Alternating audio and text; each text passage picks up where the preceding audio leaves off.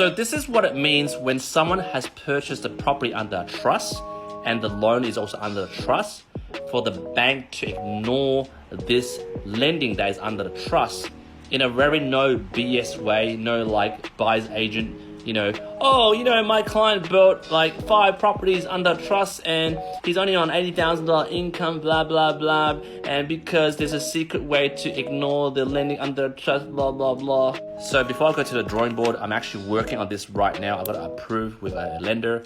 And disclaimer, not financial advice. So let's introduce the client, and obviously I'm going to name names for privacy reasons. I've got a client who is a medium-sized developer, been doing it for 15 years, and he's weathered the storm in terms of, all these big builders going bankrupt and stuff. He's pretty safe and pretty secure with contracts and, very decent developer. So basically right now, under his personal name, with him and his wife, 50-50, they got a $1.5 million unoccupied debt that is their prime place of residence. And then they also have an investment loan of $500K investment. Now the market value of this is pretty high. You would say the ownage of this property is about 60% LVR, which means 60% of the properties they have are this debt, which is $2 million. And both these properties are under personal names. Now going over to the properties purchased under a trust, which was about 10 years ago, they have 2 sets of properties. So one under that trust, which is ABC Trust, corporate trustee, proprietary limited, number 1.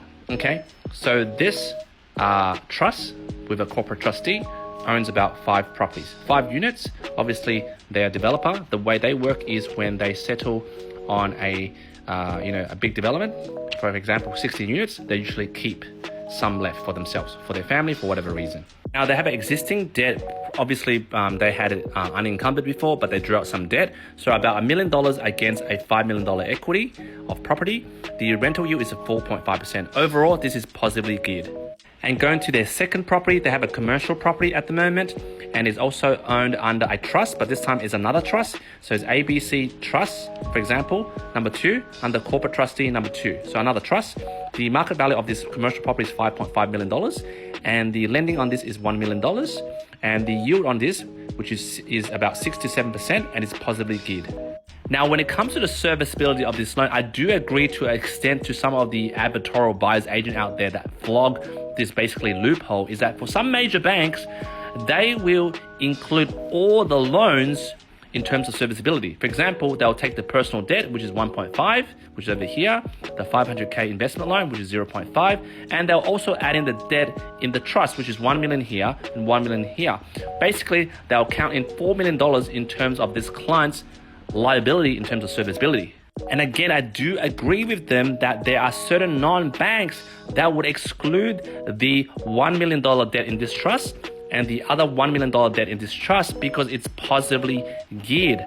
That I do agree, and I found a lender for this client as well. But what I get fucking pissed off with these advertorials, spruiker buyers agents, where they always talk about this loophole where, you don't need, income to service your debt, buy under a trust, and they can ignore it. They don't tell you the full story. These one-trick ponies don't tell you the full stories. And this is the full story.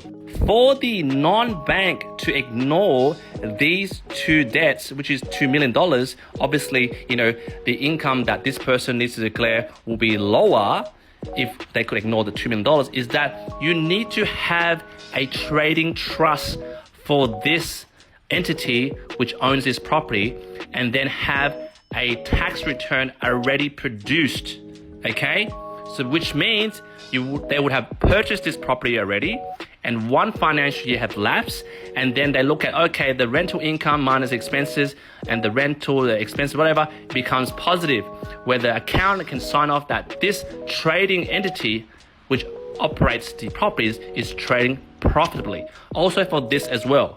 Rather than what they usually say is, come to me, you can't service a debt, that's okay, I'll find you a property, put the property under trust, and the bank would close their eyes and ignore it. That is not the freaking case.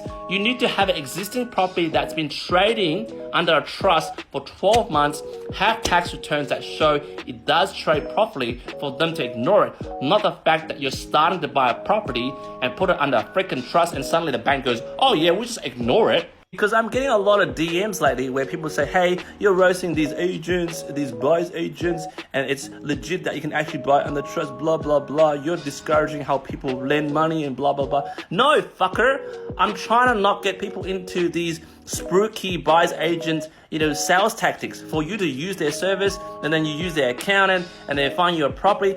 They don't disclose the fact that for the bank to not count in that debt, you need to have an existing property that's been trading for 12 months with financial tax returns to say it's trading profitably. That is the freaking difference. That makes a huge difference. And it's not the fact that I'm dumb, I'm incompetent, that I can't do, the fact that some banks can ignore debts under trust. I do it, but I don't endorse it on this channel because there's a lot of first home buyers, first time investors that watch this, right? I don't want to encourage you to think that you can shortcut the process. If you can't service, you fucking can't service, all right? Just go get a better job, get more savings. You can't cut the process, all right, by going through some trusting that some buyer's agent said. Stop sending me videos of, some buyer's agent said it's possible. It's fucking not possible, all right? It's the only way that's possible.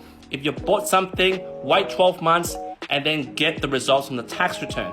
And most likely, first home investors, you don't have that property, right? You just basically get sucked in to buy that and then eventually realize, oh shit, I've got to actually have 12 months of trading.